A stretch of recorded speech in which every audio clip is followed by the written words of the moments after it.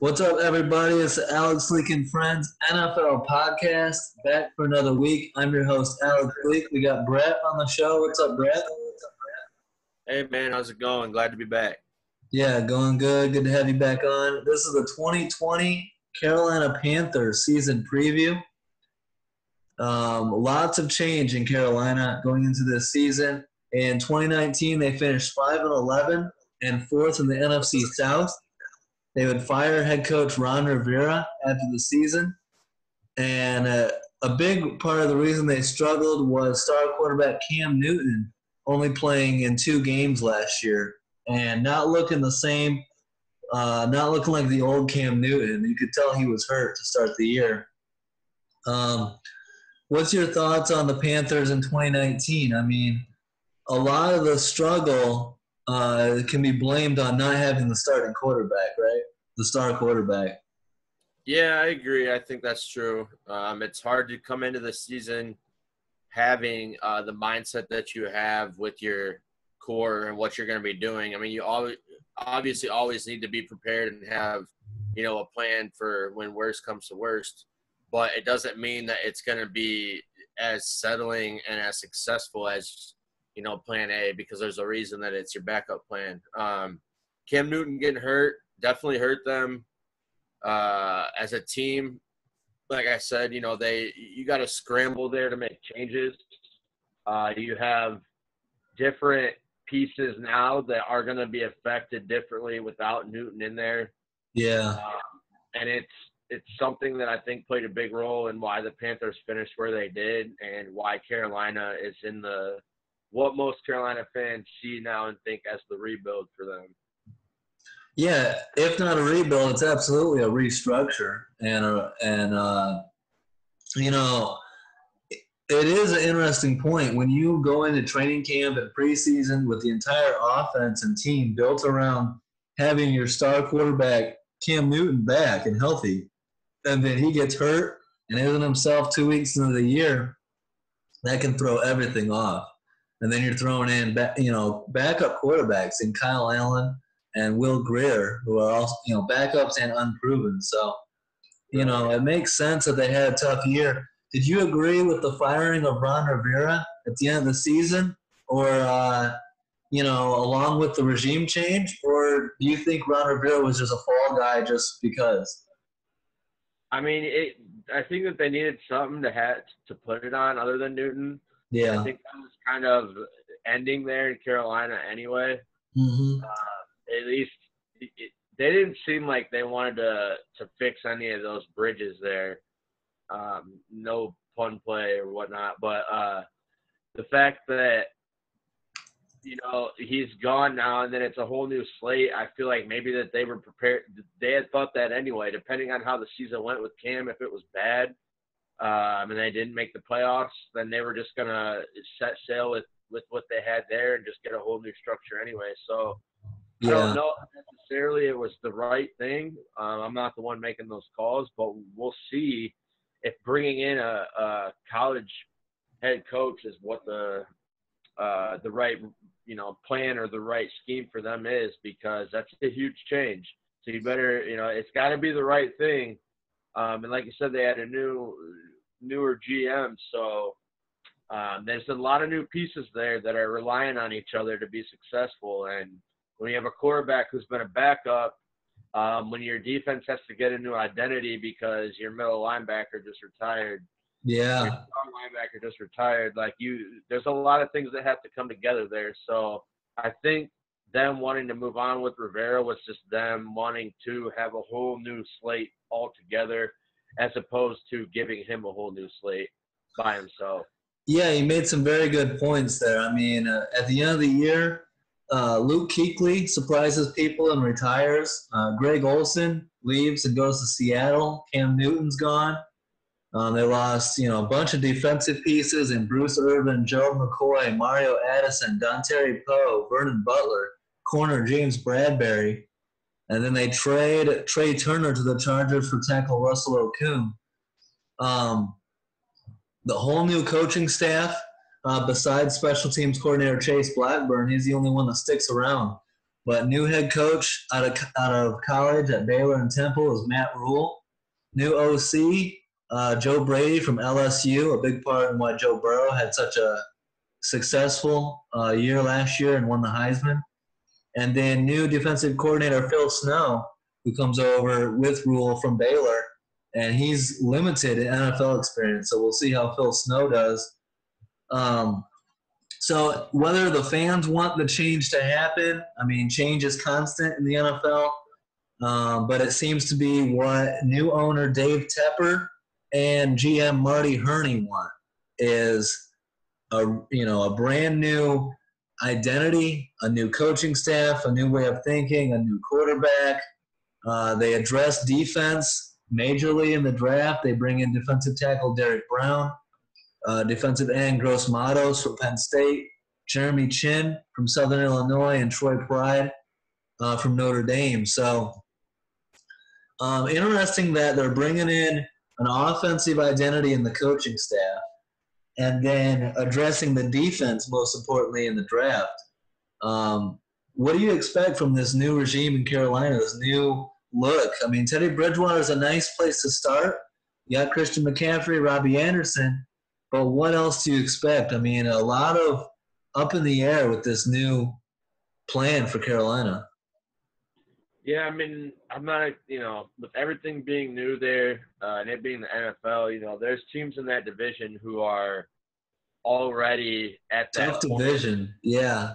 It's, not taking anything away from Carolina, but I don't think that they have the experience and the team morale yet.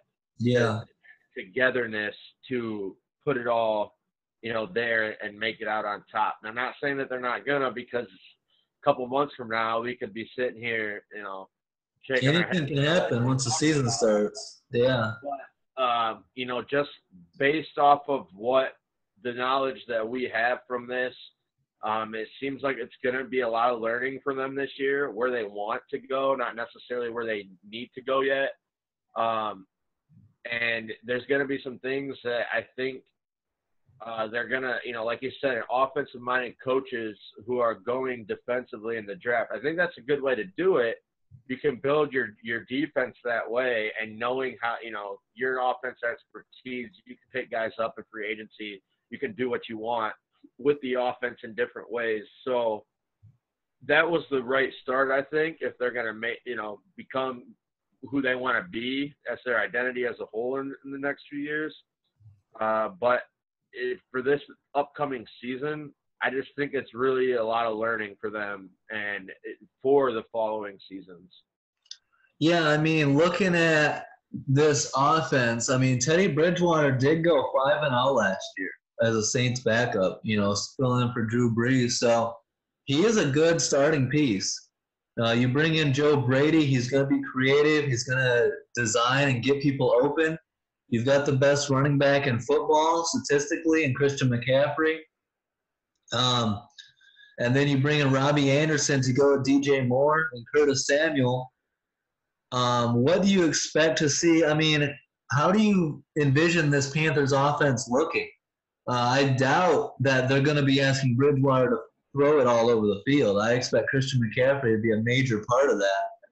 But let's say the defense is going to take some learning, some catching up to do. Can Teddy Bridgewater, McCaffrey, and these pieces be enough to carry the team to a respectable record, or is it going to be a bad year, do you think? I think that they can, they're going to be able to carry them throughout points in the season and games. Yeah. But I think, like you said, they're not going to we can't expect Bridgewater to throw the ball all over the place. And teams know that McCaffrey is going to be a huge piece. The focal point, yeah. And not that they haven't, because teams have known that in the past couple of years, and he's torn it up. But, that there's a whole different scheme there now with Bridgewater, and that he's not going to be throwing the ball around like Newton was. Yeah. So it's going to be relied more on, like you said, can this offense help, carry this team, but can this defense do just enough to help the offense stay there? And I'm not 100% sure. And that's where I think the learning factor is going to have to come in here for this season for them. It may not be – I'm not going to say that it's going to be a 5-11 record, but I'm not saying that it's going to be better. Yeah. Yeah, it's going to be an adjustment, and it takes time to establish an identity and to get everyone to buy in. On top of it, you're playing in a tough division, with contenders with championship aspirations. So, unproven coaching staff with a young roster trying to change their identity. So it's going to be up in the air. You're a little bit, 5-6 wins. Is that your prediction for how you think they're going to do? I'm a little bit less optimistic. I have them at, honestly, I think they're going to be about 4-12. Okay. In the 4 to maybe 3 to 6 win range, and it's not taking away from what Carolina has. It's just the fact that they don't know each other yet. So yeah. It's going to be so you're bringing in a whole new offense or a whole new coaching staff in an unprecedented year with limited off season and no preseason. It's definitely this year more than ever. It's going to take longer to get everyone on the same page. Right, and to expect it to just, right off the bat be successful and be a surprise. Oh my God, they're amazing. It's really hard to look at it that way. Not saying that it can't be, but again, like you made some good points there. Different off season, there's no preseason at all. You got to bring a lot of things together with those being available, especially as opposed to those not being available. Yep. Yeah, it'll be interesting. I'm right there with you. We agree on the 3 to 6 win range. Their ceiling seems to be about 6-10, 7-9. I don't see them getting any better than that. And their floor is pretty damn low because of everything that's all the moving parts. So it's not a rebuild, not necessarily, but it is a readjustment and a restructure and a new regime. To keep using the R word. So we'll see what happens here in 2020. But either way, it's going to be interesting as hell. And I'm going to be watching the Panthers. I'm going to be watching this new coaching staff closely to see how they adjust from the college game to the pros. See if they're making the right calls and all that. It could be a huge statement for how things are done in the future. If these coaches can come in and have success immediately, it's going to change the way that organizations view how they're going to surround their players and how they're going to surround themselves here with staff. So it's interesting to see.